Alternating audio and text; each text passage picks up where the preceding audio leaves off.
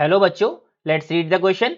The question says the parallel combination of 0.1 mega ohm resistor and 10 microfarad capacitor is connected across a 1.5 volt source of negligible resistance. The time required for the capacitor to get charge up to 0.75 volt is approximately. ठीक है, in second हमको यहाँ पे बताना है. तो देखो let's see, यहाँ पे पहले हम की कॉन्सेप्ट की बात करते हैं. तो let's see what is the key concept.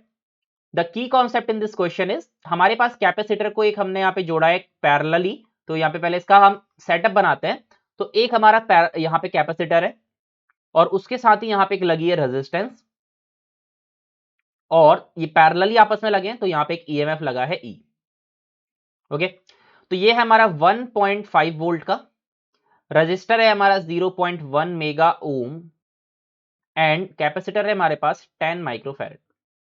तो अब क्या है, हमसे यहां पे पूछा गया है कि जब इसको 0.75 वोल्ट कितना टाइम लगेगा कैपेसिटर को इतना अप टू पोटेंशियल लेने के लिए.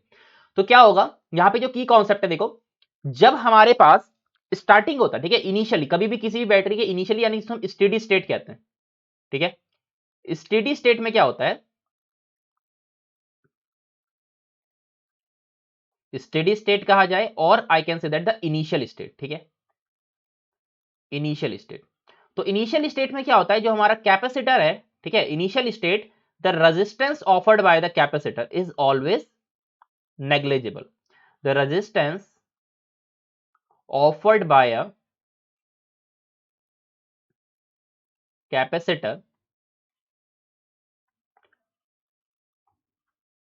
Is negligible.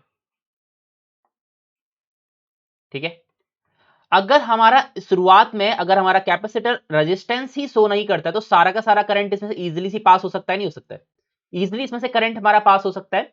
और यहां पे हम देख सकते हैं कि कैपेसिटर के साथ कुछ और लगा भी नहीं है, क्योंकि कैपेसिटर हमारा जो है डायरेक्टली वोल्टेज के साथ लगा है, क्योंकि पैरेलली लगे ना. तो यहाँ पे पूरी की पूरी वोल्टेज हमारी होगी 1.5 वोल्ट. तो यहाँ पे सिंस यहाँ पे ये हमारा पैरेलली लगा है यानी कि डायरेक्टली कनेक्टेड है हमारे साथ यहाँ पे बाहर की एक्सटर्नल बैटरी से, और इनिशियली वो कोई रेजिस्टेंस भी ऑफर नहीं करता है. तो देयरफॉर यहाँ पे जो हमारा ये कैपेसिटर है, कैपेसिटर यहाँ पे बिल्कुल भी टाइम नहीं लेगा. मतलब जैसे ही हम यहाँ पे बैटरी को कनेक्ट करेंगे वैसे ही वो क्या होगा, फुल्ली चार्ज हो जाएगा. ठीक है, तो हमसे पूछा है the time required for the capacitor to get charge up to 0.75 volt. तो यहाँ पे क्या होगा, यहाँ पे बिल्कुल भी टाइम नहीं लेगा बिकॉज रेजिस्टेंस शुरुआत में 0 ऑफर करता है वो. तो देयरफॉर नो टाइम टेकन. ठीक है, नो टाइम टेकन यानी कि बिल्कुल भी टाइम यहाँ पे नहीं लेगा हमारा कैपेसिटर 0.75 वोल्ट को करने के लिए. तो देयरफॉर इसका आंसर क्या हो जाएगा, आंसर विल बी 0. तो 0 is the option number D. That means the correct answer for this question is option number D. I hope you understood it well. Best of luck.